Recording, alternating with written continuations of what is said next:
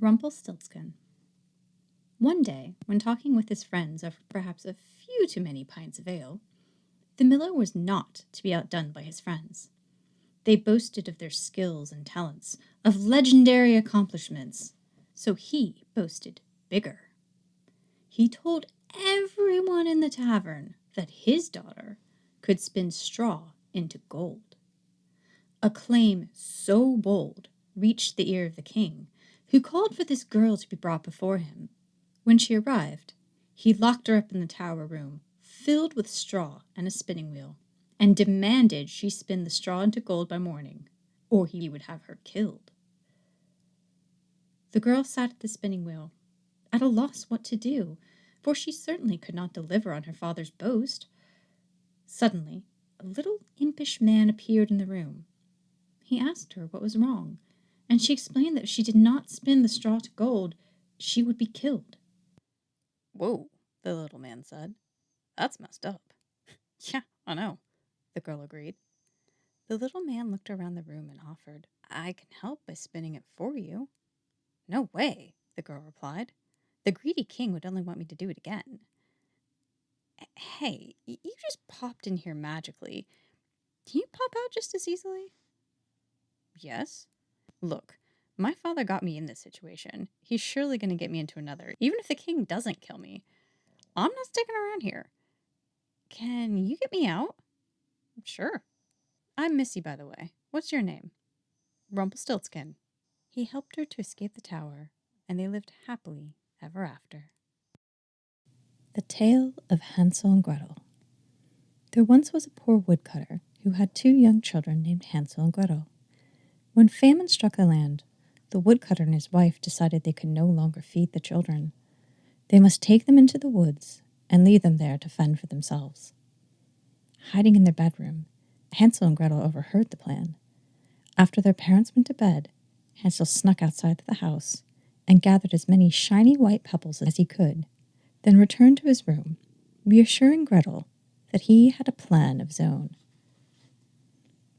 The next day, the children were given a small piece of bread and taken into the woods. As the family walked deeper and deeper into the woods, Hansel dropped the white pebbles, one by one, to leave a trail back home. After their parents abandoned them, Hansel and Gretel stayed in the woods until nightfall, when the rising moon shone down and revealed the white pebbles, shining in the dark. The children then safely followed the trail back home. When they neared the house, Gretel turned to Hansel and said, "Hey, maybe we shouldn't go home to people who tried to kill us. I bet they'd try it again." "Good point," Hansel said.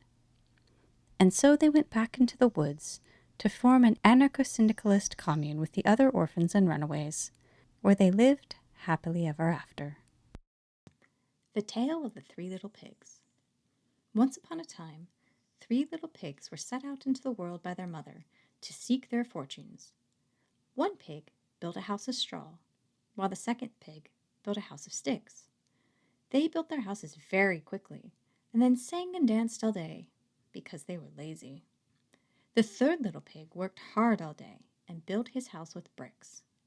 A big, bad wolf saw the 2 little pigs at play and thought, "What juicy, tender meals they will make." He chased the 2 pigs, and they ran and hid at their brother's house, for they knew that when chased by a predator, there was safety in numbers.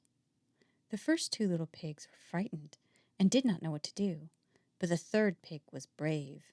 He turned to his brothers and made an impassioned speech.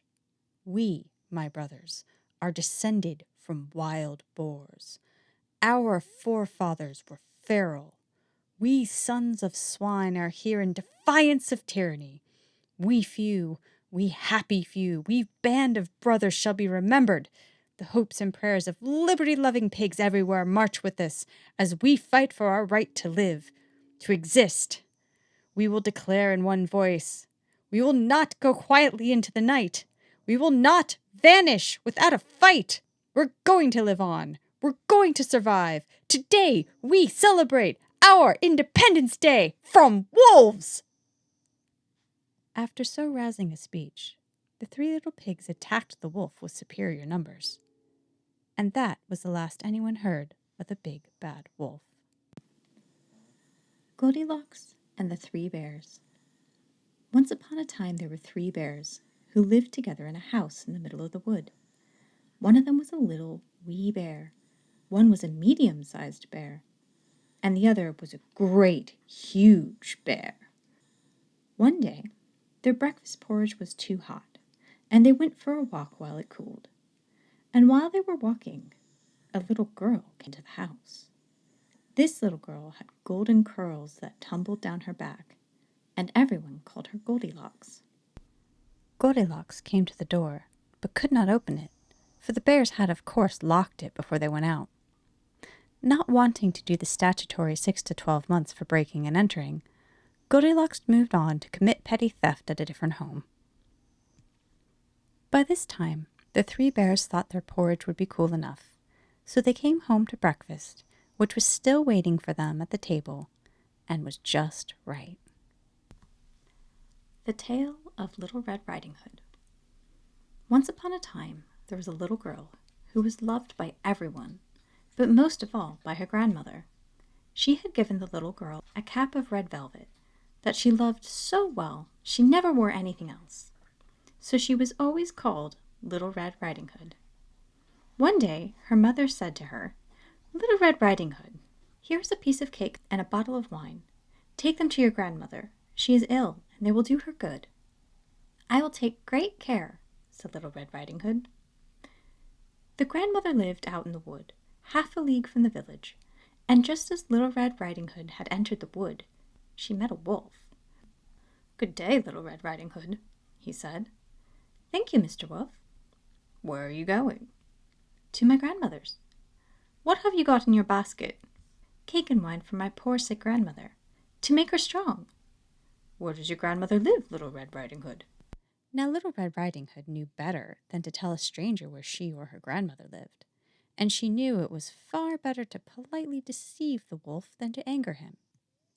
So she lied, and gave him directions to the woodcutter's house. "A good quarter of a league farther into the wood. Her house stands under 3 large oak trees. You surely must know it," replied Little Red Riding Hood. The wolf thought to himself, "What a tender young creature! What a nice, plump mouthful! She will be better to eat than the old woman. I must act craftily so as to catch them both." So he walked for a short time by the side of Little Red Riding Hood, and then he said, "Little Red Riding Hood, see how pretty the flowers are around here? Why don't you look around?" Little Red Riding Hood raised her eyes, and when she saw the pretty flowers growing everywhere, she thought, "Suppose I take grandmother a fresh nosegay." And so she ran from the path into the wood and looked for flowers. And whenever she had picked one flower, she thought she saw a prettier one farther on, and ran after it. Meanwhile, the wolf ran straight to what he thought was grandmother's house. Little Red Riding Hood, however, gathered so many flowers that she could carry no more, then set out on her way to grandmother's. The grandmother ate the cake and drank the wine which Little Red Riding Hood had brought, and soon revived. The wolf was never seen again.